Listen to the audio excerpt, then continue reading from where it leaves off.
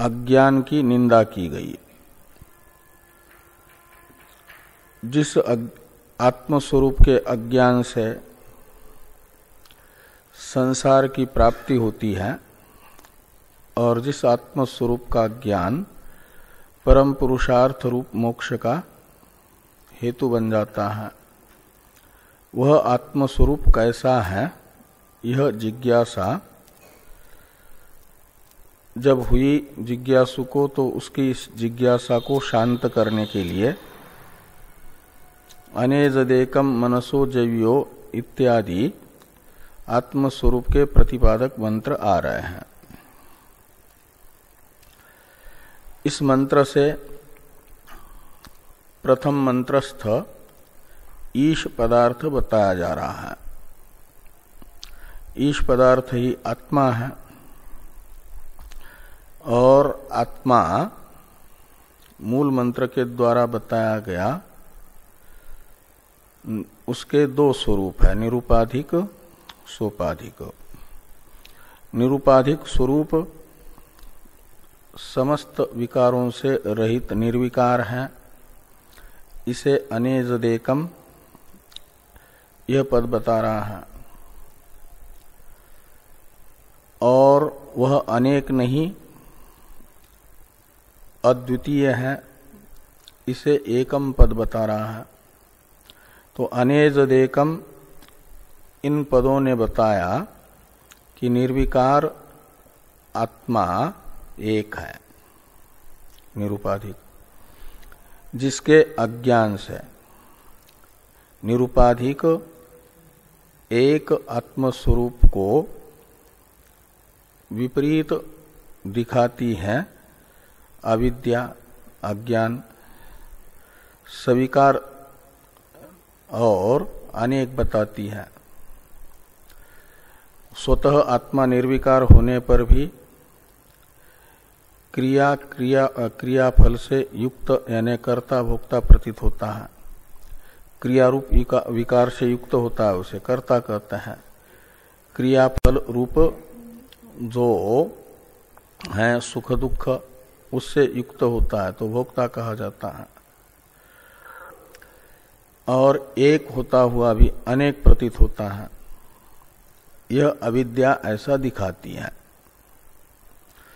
अविद्या का मुख्य कार्य यही है, जो वस्तु जैसी है उसे उससे विपरीत दिखाना। यही तो अविद्या का लक्षण है। तो निर्विकार आत्मा को अविद्या, निर्विकार आत्म विषयक अविद्या सविकार दिखाती है, एक आत्मा को अनेक बताती है। वह आत्मा का अविद्यक स्वरूप है। और वह आत्मतत्व सर्वत्र व्यापक है। इसे नयन देवा मनसो जवियो नयन देवा अपनुवन पूर्वमर्शत, इससे बताया गया अवशिष्ट पदों से आत्मा का व्यापकत्व बताया गया। और स्वतः आत्मा अपरिछिन्न व्यापक और निर्विकार एक होने पर भी वह उपाधि का अनुसरण करने से उपाधि के गुण दोषों से युक्त सा प्रतीत होता है। इसे कहा जा रहा है तद्धावत्वन्यान अत्येति तिष्ठत। इससे तिष्ठत पद ने कहा कि वह स्वतः निर्विकार है, उसमें कोई गति नहीं है, गति रहित है। लेकिन जो भी लोक में गतिमत्वेन प्रसिद्ध है, गतिमान के रूप में प्रसिद्ध है, उन सब गतिमान पदार्थों से भी उनका अतिक्रमण करके आगे दौड़ता है। ये अत्येति से बताएगा, अतिक्रमण करके येति यानी गच्छति, गमन करता है। किनका अतिक्रमण करके गमन करता है? तो अन्यान, दूसरों को। वे दूसरे कैसे हैं? तो धावतः विशेषण है अन्यान का, तो खूब दौड़ रहे हैं और अत्यंत गति से दौड़ने वाले मन इंद्रियादि पदार्थों का अतिक्रमण करके यह आत्मतत्व जाता है। तो इनका अतिक्रमण करके जा रहा है का अर्थ फिर गति रूप विकार से युक्त होगा। इस प्रकार की शंका का निराकरण करते हुए ये कहा जा रहा है कि वो वस्तुतः जाता नहीं, जाता हुआ सा प्रतीत होता है उपाधि का अनुकरण करने से। स्वतः तो तिष्ठत है, यानी निर्विकार है। और वह निर्विकार आत्मस्वरूप है, इसकी संभावना दिखाने के लिए ये कहा गया कि उस निर्विकार एक आत्म तत्व के न होने पर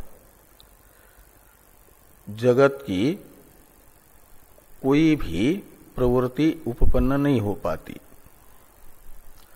जगत में जो सर्वज्ञ सर्वशक्ति कल्प है, सर्वज्ञ कल्प है, सर्वशक्ति कल्प है।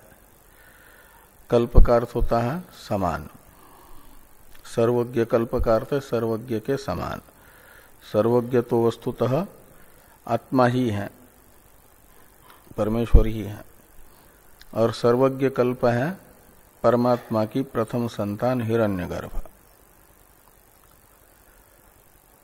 और उस हिरण्यगर्भ की यानी सूत्रात्मा की भी कोई प्रवृत्ति परमात्मा के बिना संभव ही नहीं है, इस आत्मा के बिना।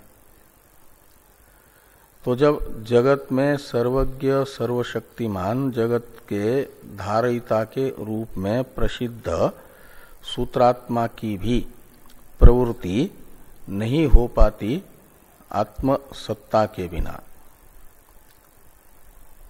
तो बाकी जो है हिरण्यगर्भ के अधीन रहने वाले, उनकी तो कोई भी प्रवृत्ति आत्मा के बिना संभव ही नहीं है। इसके विषय में क्या कहना है? ऐसे कैमुतिक न्याय से ये बताया जा रहा है कि जगत के प्रत्येक वस्तु की जो भी प्रवृत्ति है वह आत्म सत्ता से ही हो रही है, आत्मसन्निधि से ही हो रही है। इस अभिप्राय से चतुर्थ पाद था कि तस्मिन् अपोमा तरिस्वा दधाति। तो तस्मिन् आत्मतत्वे सति, ये तस्मिन् सति सप्तमी है, और तस्मिन् ये सर्वनाम प्रकृत परमात्मा का परामर्शक, आत्मा का परामर्शक है। तो तस्मिन् सति का अर्थ है आत्मनि सति, आत्मा के रहते हुए ही मातरिस्वा शब्दित जो सूत्रात्मा है वह अपह दधाति का, अपह शब्द का अर्थ है कर्माणि कार्याणि, दधाति का अर्थ है विभजते, विभाग करता है। कि ये ब्रह्मांड का अध्यक्ष जो हिरण्यगर्भ कहो, सूत्रात्मा कहो, वह परमात्मा से ही शक्ति पा करके जगत के जो व्यवस्थापक के रूप में प्रसिद्ध हैं इंद्रादि, उनके कार्य का बंटवारा करता है, विभाग बांट करके देता है। जैसे प्रधानमंत्री अपने मंत्रिमंडल के मंत्रियों को अलग अलग विभाग बांटते हैं, इस विभाग की व्यवस्था आपको देखनी, इस विभाग की व्यवस्था आपको देखनी है। ऐसे पूरे संसार की व्यवस्था देखने के लिए व्यवस्थापक के रूप में निर्धारित करते हैं सूत्रात्मा इंद्रादि देवताओं को। तो इंद्रादि देवता के कार्यों का विभाग सूत्रात्मा स्वतः नहीं करता है, परमात्मा की प्रेरणा से करता है। परमात्मा की सत्ता से ही सत्तावान हो करके और परमात्मा से ही शक्ति पा करके हिरण्यगर्भ जैसी ब्रह्मांड की अध्यक्ष रूपा शक्ति भी कार्य कर पाती है, उनके बिना नहीं। हाँ हाँ, वो तो सभी कर्म के अधीन है। हाँ? लेकिन कर्म जड़ है, वो सब जो है ये किसी को नियुक्त नहीं कर सकता कर्म कि तुमने ये किया है तो ये बना देता हूं तुम्हें, ऐसा। जड़ की प्रवृत्ति चेतन के अधीन होती है और वो चेतन एक है, अनेज देकम, इससे बताया गया एकम से कि चेतन एक है, अनेक नहीं। वो जो एक चेतन है, उस एक चेतन के रहते हुए ही कर्म भी, कर्म को देख करके प्रत्येक प्राणियों के उनके अनुसार व्यवस्था करते हैं। कौन? हिरण्यगर्भ। उसके लिए चेतन की सत्ता आवश्यक है, उनके बिना नहीं हो सकता। इसे तस्मिन अपोमा तरिस्वा दधाति से बताया गया है। तो इस प्रकार ये जो चतुर्थ मंत्र है, इसका हम लोग मूल में विचार कर चुके हैं। अब भाष्य है, तो भाष्य को देखिए। अनेजदेकम मनसो जय्यो, इस मंत्र में प्रथम पद है अनेजत। इसकी व्याख्या करते भाष्यकार भगवान, अनेजत इति ये प्रतिग्रहण है व्याख्यान के लिए, और अनेजत का नए तत्पुरुष समास है, इसमें व्याख्यान कर दिया न एजत अनेजत, ऐसा। एजत शब्द बना है क्षत्रिय प्रत्यय होकर के, एजरी कंपनी धातु से। तो एजत न एजत अनेजत ये शब्द बना, तो एजत में प्रकृति प्रत्यय बता रहे हैं भाष्यकार भगवान। तो एजत की प्रकृति बताई, एज्री कंपने धातु है, और एज्री धातु का जो अर्थ है कंपन, यहां पर कंपन का क्या अर्थ लेना है? तो कहते हैं कंपनम चलनम, कंपन का अर्थ है चलन,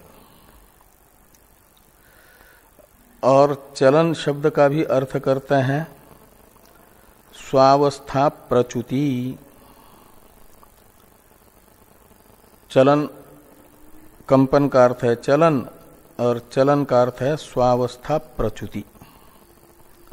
स्वावस्था प्रच्युति में स्वावस्था का अर्थ है स्वस्वरूप, स्वयं की जो अवस्था है, और उससे प्रच्युति यानी दूसरा पूर्व अवस्था को छोड़ना, उत्तर अवस्था को धारण करना, एक प्रकार से विपरिणाम। विकार है ये 6 विकारों में। स्वरूप से प्रच्युति, अपना जो स्वरूप है वस्तु का वह छोड़ दे और दूसरा स्वरूप धारण कर ले, तो माना जाता है स्वावस्था से प्रच्युति हुई। इसी को विपरिणाम कहा जाता है। तो स्वावस्था प्रच्युति शब्द का अर्थ है स्वरूप से प्रच्युति। स्वावस्था प्रच्युति ये चलन शब्द का अर्थ निकला। किसका? मूल में जो येजत है, इसमें येज ये प्रकृति है, उसका अर्थ निकला स्वावस्था प्रच्युति। कंपन शब्द का यह अर्थ किया। एज का अर्थ है कंपन, कंपन का अर्थ है स्वावस्था प्रच्युति। और वह स्वावस्था प्रच्युति जिसकी हो रही है, क्षत्रिय प्रत्यय कर्तार्थक लट लकार के स्थान पर हुआ है ना, इसलिए यह स्वावस्था प्रच्युति जिसकी हो रही है उसे कहा जाएगा एजत। एज धातु का अर्थ कंपन और क्षत्रिय प्रत्यय का अर्थ हो जाएगा कर्ता, कंपन का कर्ता। कंपन का कर्ता का अर्थ निकलेगा स्वावस्था प्रच्युति से प्रच्युति का कर्ता, अर्थात जो अपने स्वरूप से प्रच्युत हो रहा है, अपनी पूर्वावस्था को छोड़ रहा है, उत्तर अवस्था को ग्रहण कर रहा है, उसे कहा जाएगा आपका क्या येजत। येजत शब्द का अर्थ निकलेगा कंपन करता, यानी स्वावस्था से प्रच्युत होने वाला। और अनेजत का अर्थ निकलेगा जो स्वावस्था से प्रच्युत नहीं होता है, वह अनेजत। तो शरीर येजत है, स्वावस्था से प्रच्युत होता है, इसलिए उसे कहा जाएगा एजत। स्वावस्था से प्रच्युति है, पूर्व अवस्था को छोड़ना, उत्तर अवस्था को ग्रहण करना, शरीर ऐसा करता है, इसलिए उसे तो कहा जाएगा एजत। और अनेजत कहा जाएगा जो स्वावस्था से कभी भी प्रच्युत नहीं होता है उसे। तो स्वरूप से आत्मा की कभी भी प्रच्युति नहीं होती है। संसार न हो तब भी, संसार स्थित हो तब भी आत्मा जैसा है ऐसा ही रहता है, उसमें कोई बदलाव नहीं होता।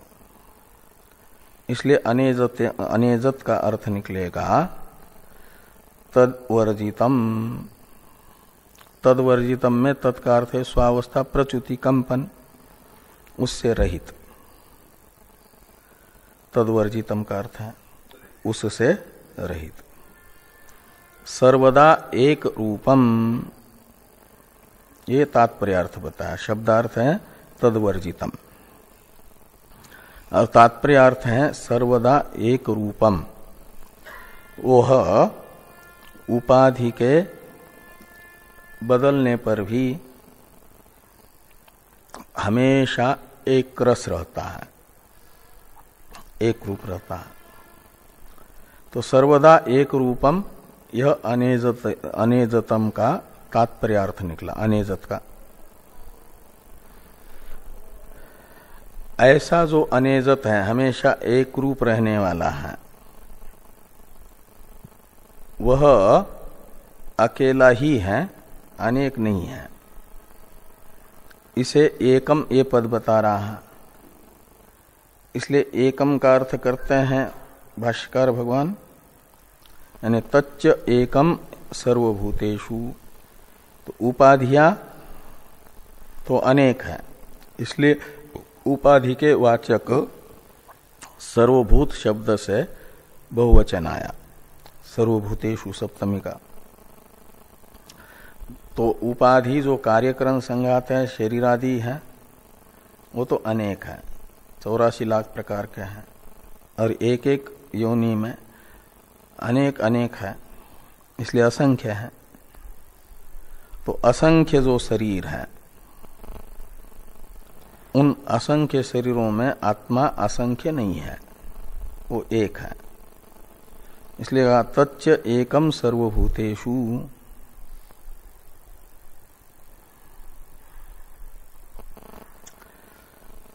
तो अनेजदेकम, इन दो पदों की व्याख्या हो गई। अब मनसो जबीय, इसकी व्याख्या भाष्यकार भगवान प्रारंभ करते हैं मनसः संकल्प असंकल्पादि लक्षणात् इत्यादि से। तच्च एकम सर्वभूतेषु, यहां तक दो पदों की व्याख्या हो गई। ये मनस संकल्पादि इत्यादि का अवतरण है टीका में, इसको देखिए।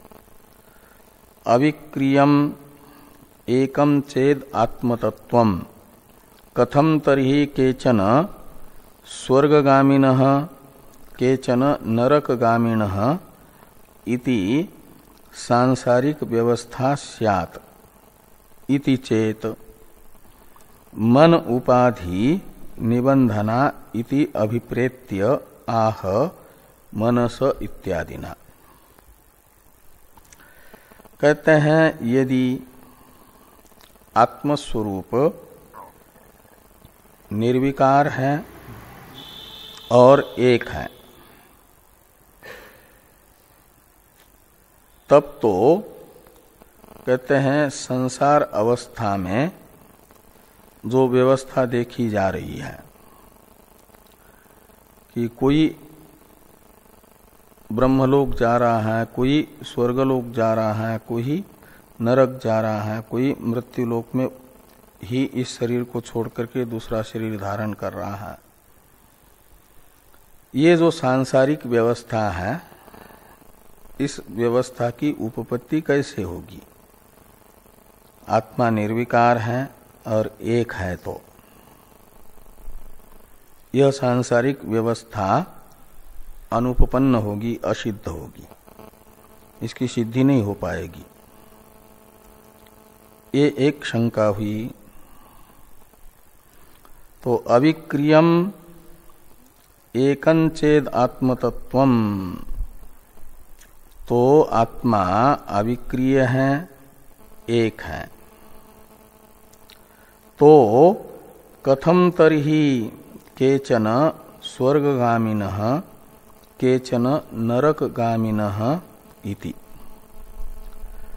तो कुछ स्वर्ग जा रहे हैं, कुछ नरक जा रहे हैं। इसका अर्थ स्वर्ग जाने वाले अलग हैं, नरक जाने वाले अलग हैं। और वेद तो कह रहा है कि आत्मा एक है, तो एक होने पर कोई स्वर्ग जा रहा है, कोई नरक जा रहा है, कोई मृत्युलोक में ही रह रहा है, ये व्यवस्था कैसे बनेगी? तो इति सांसारिक व्यवस्था कथम स्यात्, ऐसा अन्वय करना। इस प्रकार की शंका यदि द्वैतवादी करते हैं, इस व्यवस्था की सिद्धि के लिए, सांसारिक व्यवस्था की सिद्धि के लिए आत्मा को सविकार, आने जाने वाला मानने का अर्थ है सविकार मानना, विकारी मानना, और अनेक मानना। श्रुति तो कह रही है निर्विकार है, एक है, ऐसा मानने पर सांसारिक व्यवस्था उत्पन्न नहीं होगी, ये बताने का अभिप्राय है कि आत्मा को आने जाने वाला मानो, अनेक मानो। ये द्वैतवादी का अभिप्राय है। इसलिए ये एक निर्विकार आत्म तत्व पक्ष में अनुपपत्ति बताई जा रही है व्यवस्था की।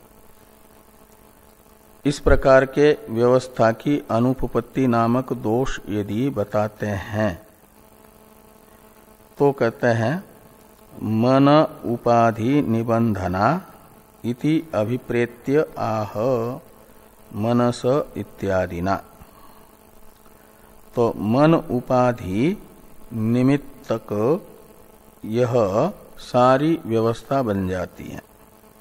सांसारिक व्यवस्था मन रूपी उपाधि को निमित्त बना करके हो जाती है। मन उपाधि निबंधना यह सांसारिक व्यवस्था का विशेषण बनेगा। मन रूपी उपाधि निबंधन यानी निमित्त है जिसका, उसे कहा जाएगा मन उपाधि निबंधना। आत्मा स्वतः एक होने पर भी आत्मा की उपाधिभूत मन को लेकर के यह सांसारिक व्यवस्था सिद्ध होती है। इस अभिप्राय से ये आ रहा है कि मनसो जवीयो,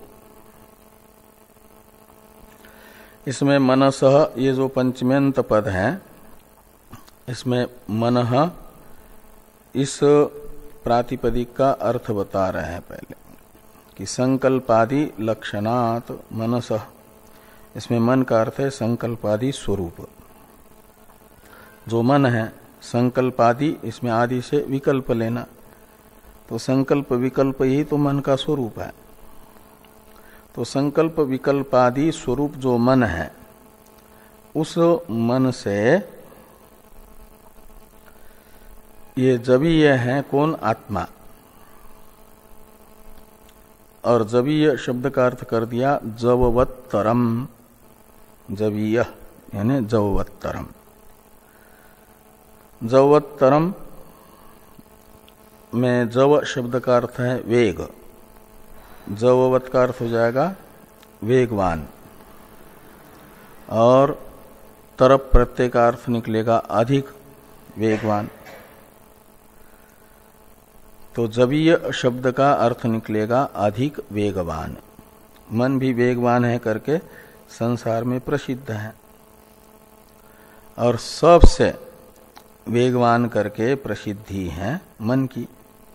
जितनी वेगवान वस्तु है उन सब में वेगवान है मन, और उस मन से भी अधिक वेगवान यह प्रकृत आत्मतत्व है, मन से भी वेगवान है।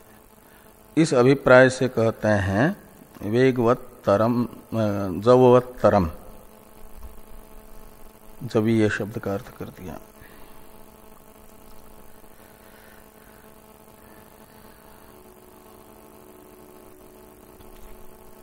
अब अनेजत और मनसो जवीय, इन दोनों में पूर्वापर विरोध प्रतीत हो रहा है। मनसो जवीय यह शब्द बता रहा है कि वह वेगवान है। तो वेग स्वयं एक विकार है, चलन है, और अनेजत शब्द ने बताया वह चलन रहित है, निर्विकार है। तो पूर्व में अनेजत शब्द के द्वारा बताया गया आत्मा में जो निर्विकारत्व है, उससे विपरीत जववत्तरत्व जो आत्मा में बताया जा रहा है। तो श्रुति के शब्दों में पूर्वापर विरोध प्रतीत हो रहा है, और विरोध युक्त श्रुति वचन प्रमाण कैसे होगा? अप्रमाण हो जाएगा। इस प्रकार श्रुति में अप्रामाण्य की शंका तार्किक कर रहे हैं कि कथम विरुद्धम उच्यते ध्रुवम निश्चलम इदम मनसो जवीय इति च। तो इदम यानी प्रकृतम आत्मतत्वम, वह ध्रुवम निश्चल है का मतलब कूटस्थ निर्विकार है, और मन से वेगवान भी है का मतलब वेग रूपी विकार से युक्त है। ऐसा विरुद्ध अर्थ श्रुति के द्वारा कैसे कहा जा रहा है, यह आक्षेप हुआ। और ये परस्पर विरुद्ध अर्थ का कथन करने वाली श्रुति प्रमाण कैसे हो पाएगी? उसमें अप्रामाण्य की आपत्ति आएगी। ऐसा यदि पूर्व पक्षी कहते हैं तो भाष्यकार भगवान कह रहे हैं कि नैष दोषः, एष दोषः न, यह श्रुति में पूर्वापर विरोध नामक दोष नहीं है। एष दोषः न का अर्थ है जो दोष पूर्व पक्षी को दिख रहा है अनेजत तथा मनसो जवीय, इन वाक्यों में विरोध नाम का दोष, वह दोष श्रुति में नहीं है। श्रुति को देखने वाले को श्रुति का अभिप्राय ज्ञात न होने से ये दोष प्रतीत हो रहा है। का मतलब निर्दोष श्रुति में दोष देखने वाले के दृष्टि में दोष है, श्रुति में दोष नहीं है। श्रुति तो निर्दोष प्रमाण है, इस अभिप्राय से भाष्कर भगवान ने कहा कि एष दोषः न, हाँ, विरोधाभास नामक जो दोष है वो नहीं है। कैसे नहीं है उसे स्पष्ट कर रहे हैं पहले सूत्र रूप से कि निरुपाधि उपाधि मत्वेन उपपत्ते, निरुपाधि उपाधि मत्वेन उपपत्ते, निरुपाधि मत्वेन उपाधि मत्वेन उपपत्ते, ऐसे लगाना। अनेजदेकम, इस श्रुति की उपपत्ति, इस श्रुति में प्रामाण्य की उपपत्ति होती है निरुपाधिक स्वरूप को लेकर के, निरुपाधि मत्वेन। अनेजदेकम इति श्रुतेः उपपत्ते, ऐसा लगाना। और उपाधि मत्वेन मनसो जवीयः इति श्रुते उपपत्ते, ऐसा लगाना कि अनेजदेकम यह श्रुति आत्मा के निरुपाधिक स्वरूप को बता रही है कि वह चलन रहित है, निर्विकार है। और मनसो जवीय, इसमें जौवत तरत्व जो बताया जा रहा है वह उपाधि को लेकर के बताया जा रहा है, मन रूपी उपाधि के अनुसरण को लेकर के जौवत्व बताया जा रहा है। मन जहां से गति शुरू करता है वहां पर भी आत्मतत्व विद्यमान रह करके इस समय मन की गति शुरू हुई ये जानता है, और जहां वो शीघ्र ही पहुंच गया, अब वो पहुंच गया इतने जल्दी समय में, ये भी आत्मा को ज्ञात होता है। इसलिए माना जाता है कि जहां गति शुरू की थी, गति शुरू होते समय मन की आत्मा वहां था, और जहां पहुंचा बहुत अल्प समय में, वो भी जान लिया कि मन इतने समय में यहां पर पहुंचा, वहां से गति शुरू करके। तो ये भी आत्मा को ज्ञात होता है। इससे पता चलता है कि आत्मा वहां मन के पहुंचने से पहले विद्यमान है, तभी तो जान पाएगा कि इस समय पहुंचा है। इससे निश्चित होता है कि आत्मा मन से पहले ही वहां पर पहुंच गया।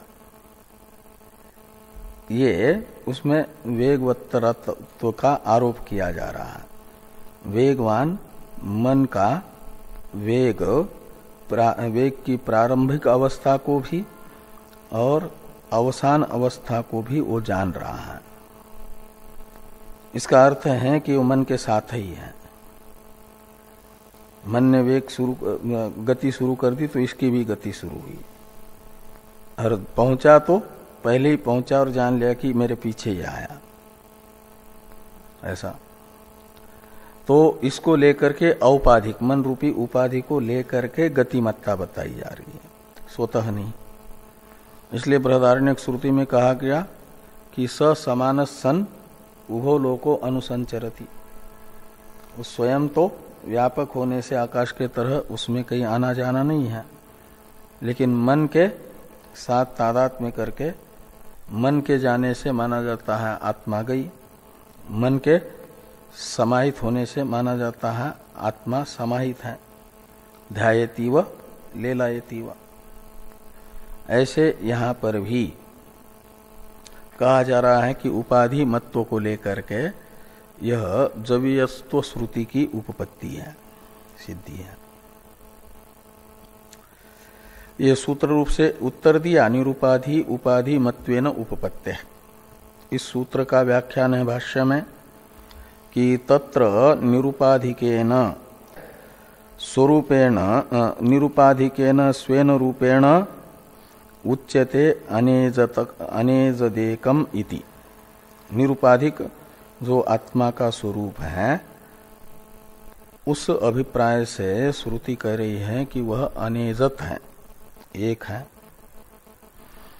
और मनसो अंतःकरणस्य संकल्प विकल्प लक्षणस्य उपाधेः अनुवर्तनात्,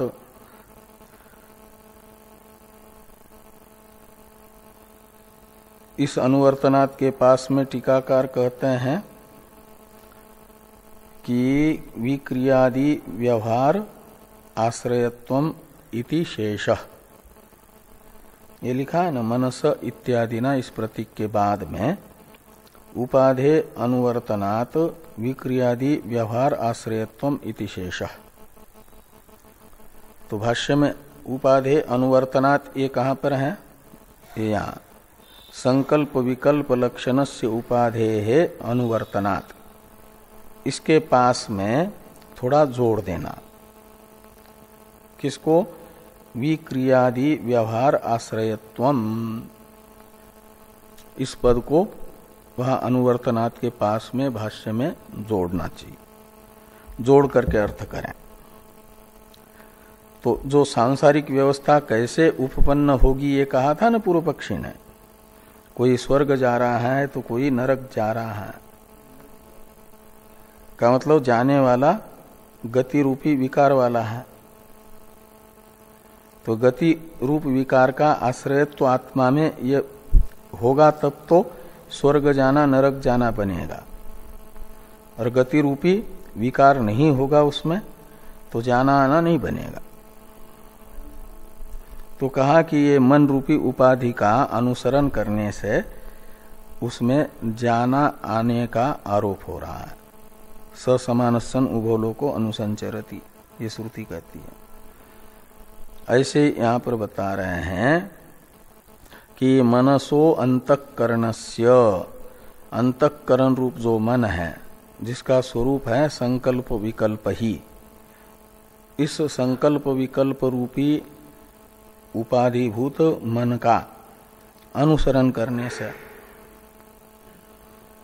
उसमें विक्रियादि व्यवहार आश्रयत्व है। विक्रियादि, इसमें आदि शब्द से सुख दुखादि भोक्तृत्व लेना।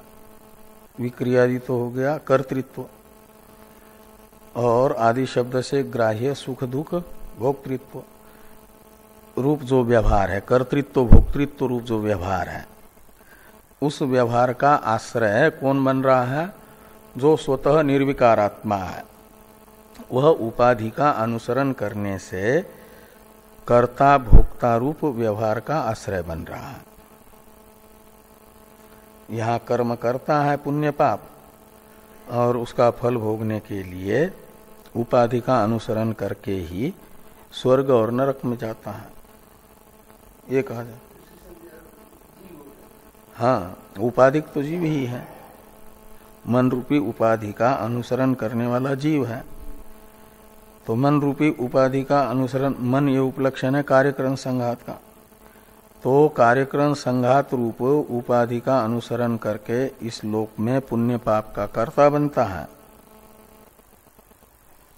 यानी पुण्य पाप करती है उपाधि, शरीर इंद्रिय मन रूपी उपाधि का शास्त्र विहित क्रिया का निर्वर्तन करना, ये पुण्य का कर्ता बनना है। और उसका आरोप होता है पुण्य करने वाले शरीर इंद्रिय मन के साथ तादात्म्यापन्न आत्मा में, इनकी क्रिया का आरोप होता है, पुण्य रूप क्रिया का। उसका फल भोगने के लिए जब इस उपाधि का प्रारब्ध पूरा होता है तो इसे छोड़ करके स्वर्ग में जाता है। ये व्यवहार हो रहा है। स्वर्ग में जा कौन रहा है? स्थूल शरीर से निकल करके सूक्ष्म शरीर, सूक्ष्म शरीर में प्रधान है मन, और उस मन का अनुसरण करने से माना जा रहा है कि मन जाने से मन का अनुसरण करने वाली आत्मा भी गई, ऐसा आरोप हो रहा है। तो इस प्रकार ये विक्रियादि व्यवहार का आश्रय उपाधि को लेकर के आत्मा बनता है। आरोपित विक्रिया आश्रयत्व है आत्मा में, स्वतः विक्रिया आश्रयत्व नहीं है।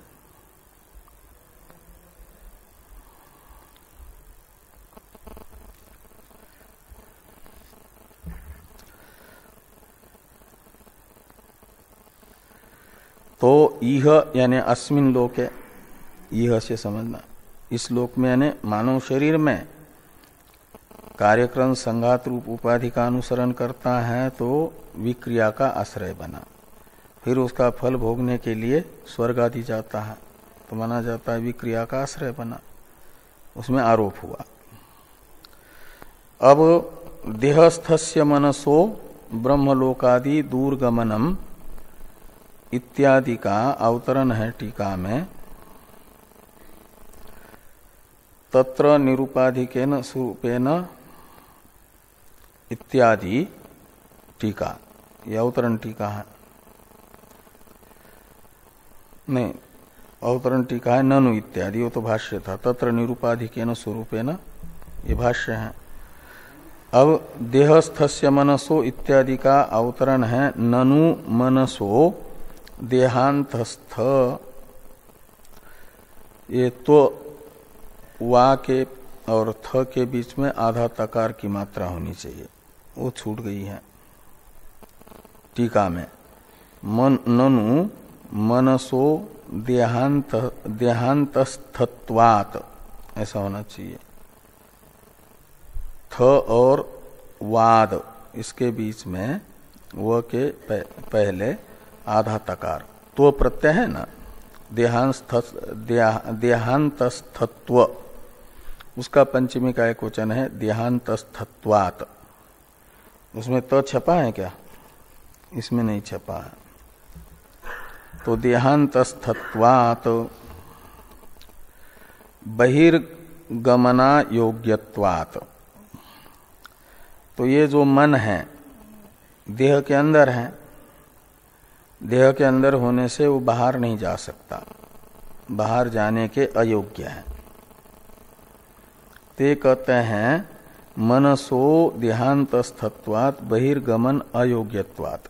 जीवित अवस्था में मन शरीर के बाहर नहीं निकल सकता, तो कथम वेगवत्वम, तो जो शरीर के बाहर ही नहीं निकलेगा तो उस मन में वेगवत्ता कैसे सिद्ध होगी, उसे वेगवान कैसे कहा जाएगा, ये शंका हुई। इस शंका का समाधान करने के लिए कहते इति आशंक्य,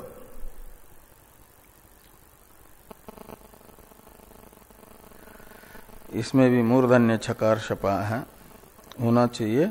मूर्धन्य शकार छपा है ना, तालव्य शकार, आपके इसमें तालव्य है, अभी सुधार करके छपा है लगता है, इसमें मूर्धन्य है।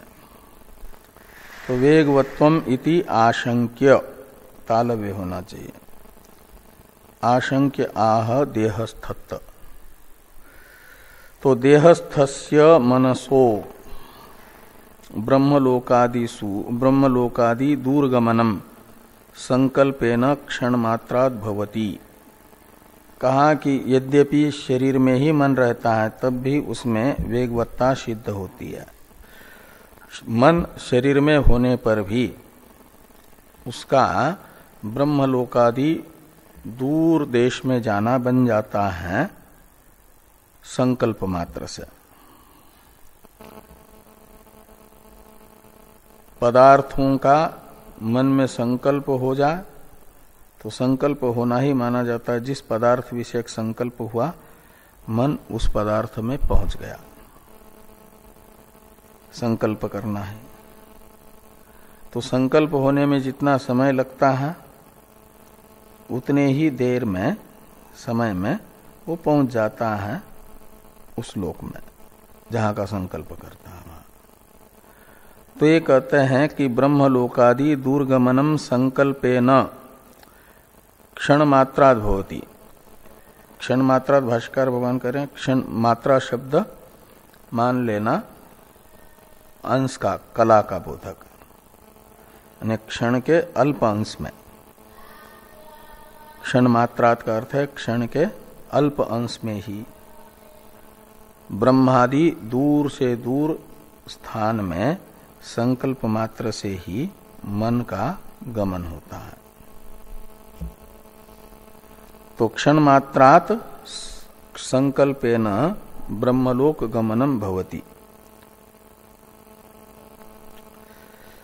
इत्यतः मनसो जविष्ठत्वम लोके प्रसिद्धम। और इत्यतः यानी इसी कारण से लोक में मन वेगवान है करके प्रसिद्ध है। मन का वेगवत्व प्रसिद्ध है। और उसमें भी ये जो वेगवान मन प्रसिद्ध है उससे भी अधिक वेगवान यह आत्मतत्व है, मनसो जव्य, यह श्रुति बता रही है। इसके लिए आगे कहते हैं कि तस्मिन् मनसि इत्यादि। तस्मिन् मनसि ब्रह्मलोकादीन् द्रुतं गच्छति सति प्रथम प्राप्त इव आत्मचैतन्यावभासो गृह्यते अतो मनसो जवीय इति आह। तो तस्मिन् मनसि, तो वो जो लोक में वेगवान करके प्रसिद्ध मन है, किसी भी दूर से दूर वस्तु में क्षण के अल्प अंश में ही पहुंचने वाला मन, संकल्प मात्र से, उस मन के ब्रह्मलोकादि में पहुंचने में बहुत समय नहीं लगता। द्रुतम गच्छति, द्रुतम का अर्थ होता है शीघ्र ही, तो शीघ्र ही पहुंच रहा है ब्रह्मलोक में, गच्छति सति। लेकिन वो जो बहुत जल्दी पहुंचने वाला मन है उससे भी पहले पहुंच जाता है ये प्रकृत आत्मतत्व। ये कहते हैं कि द्रुतम गच्छति सति प्रथम प्राप्त इव आत्मतच्चैतन्यावभासो गृह्यते। तो आत्मचैतन्यावभास जो है वह मन के पहुंचने से पहले ही ब्रह्मलोक में पहुंच गया सा प्रतीत होता है। इसलिए कहा जा रहा है क्योंकि मन के पहुंचने को समझ रहा है, जान रहा है, इसका अर्थ है वो पहले से पहुंचा है। इसीलिए कहा जा रहा है पहले जो पहुंचेगा उसको, दो पहुंचने वाले दौड़ने वाले व्यक्ति में पहले जो पहुंचा उसे ज्यादा दौड़ने वाला माना जाएगा ना, बाद में पहुंचेगा वो कम दौड़ने वाला है, कम वेगवान है। तो अत्यंत शीघ्र पहुंचने वाला जो मन है उससे भी पहले पहुंच जाता है आत्मतत्व का अर्थ है उस अति वेगवान मन से भी अत्यंत वेगवान, अधिक वेगवान ये आपका आत्मतत्व है, यह अर्थ निकलेगा। इसी अभिप्राय से श्रुति ने कहा मनसो जवीय, ये भाष्यकार भगवान कहते हैं। तो हाँ, तो प्रथम प्राप्त इव आत्मचैतन्यावभासो गृह्यते अतो मनसो जवीय इति आह। इसी अभिप्राय से मनसो जवीय यह कहा है। इस प्रकार भाष्य में मनसो जवीय इस विशेषण की व्याख्या हुई। ठीक, मूल मंत्रस्थ तीसरे विशेषण की व्याख्या हुई। आत्मतत्व का एक विशेषण अनेजद एकम है, दूसरा एकम, अनेजद एक, दूसरा एकम, और तीसरा मनसो जवीय। अब चौथा विशेषण है नयनद देवा आपनुवन, इसकी व्याख्या प्रारंभ करते हैं नयनद देवा की।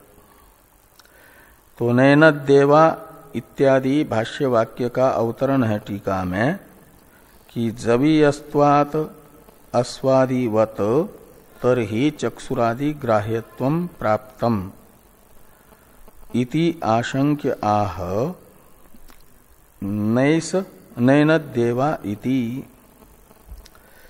तो कहते हैं जवीयस्त्वात् यानी वेगवत्वात्, जवीय है आत्मा यदि, यानी वेगवान है आत्मा यदि, तो लोक में देखा जाता है अश्वादि वेगवान है,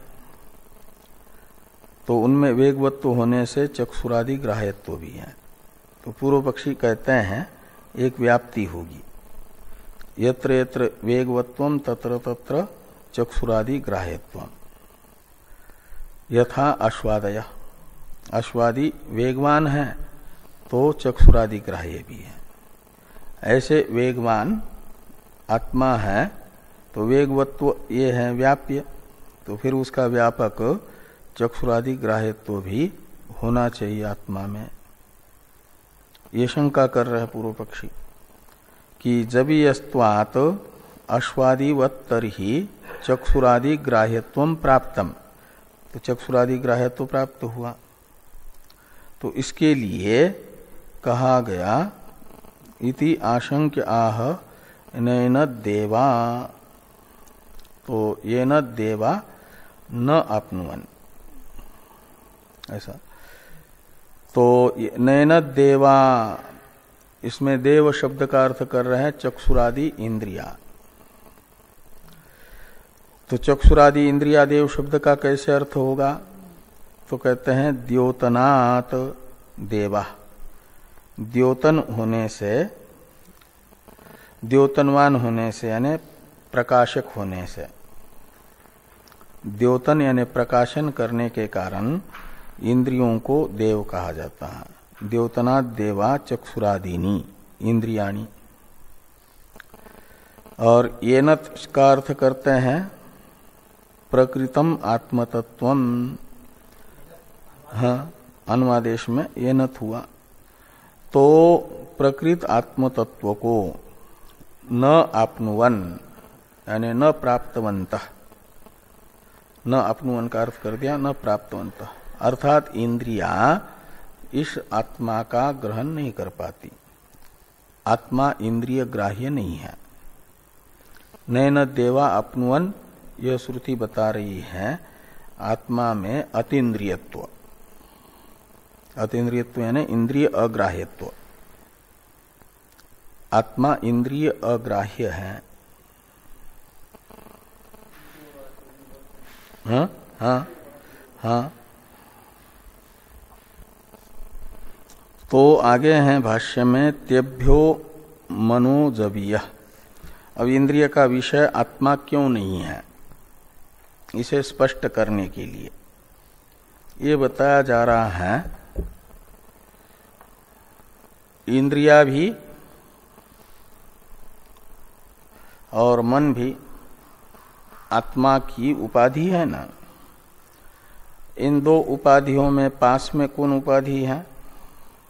इंद्रिय और मन, इन ये दोनों आत्मा की उपाधि है। इन दोनों में आत्मा के समीप कौन है? इंद्रिया और मन, इन दो में से मन समीप में है और इंद्रिया थोड़ी दूर है, मन से व्यवहित है। तो इंद्रियों की अपेक्षा अव्यवहित है मन, आत्मा की उपाधि। तो उस अव्यवहित मन से भी ग्राह्य नहीं है, तो व्यवहित इंद्रियों से ग्राह्य कैसे होगा? नहीं हो सकता। इसे दिखाने के लिए ये कह रहे हैं कि तेभ्यो मनोजवीय, तेभ्य यानी इंद्रियभ्य, ये जो चक्षुरादि इंद्रिया हैं, इन दोनों को देखा जाए, चक्षुरादि इंद्रिया और मन ये दोनों दौड़ रही हैं, तो ज्यादा दौड़ने वाला इंद्रिया है कि चक्षुरादि है? तो ये मन है कि चक्षुरादि इंद्रिया है? तो मन ही निश्चित होगा वेगवान। तो तेभ्यो यानी इंद्रियभ्य मनः जवीय, मन अधिक जवीय है। और मनो व्यापार व्यवहितत्वात्, ऐसा क्यों? तो मन के व्यापार से व्यवहित व्यापार होता है इंद्रियों का, मन के अधीन है ना, इसलिए पहले मन का व्यापार होगा फिर इंद्रिय का व्यापार होगा। तो मनो व्यापार व्यवहितत्वात् इंद्रिय व्यापारस्य, ऐसा ऊपर से जोड़ देना। इंद्रियों का व्यापार मन के व्यापार से व्यवहित होने के कारण मन ही नहीं ग्रहण कर पा रहा है, तो मन के व्यापार से व्यवहित व्यापारवान इंद्रिया आत्मा का ग्रहण कैसे कर पाएगी? नहीं कर पाएगी। तो आभास मात्रम अपि आत्मनो नैव देवानाम विषयी भवति। कहते हैं इंद्रियों का तो विषय आत्मा का आभास भी नहीं होता है, आत्माभास को भी इंद्रिया ग्रहण नहीं कर पाती। मन तो आत्मा के आभास को ग्रहण करता है, यानी वृत्ति व्याप्ति है न मन में, आत्मा में वृत्ति व्याप्ति मानी है, फल व्याप्ति नहीं। तो वृत्ति मन की बनती है, तो मनोवृत्ति व्याप्यत्व आत्मा में होने पर भी मन प्रकाशत्व नहीं है, मन से प्रकाशित नहीं होती आत्मा, मनोवृत्ति व्याप्यत्व होने पर भी।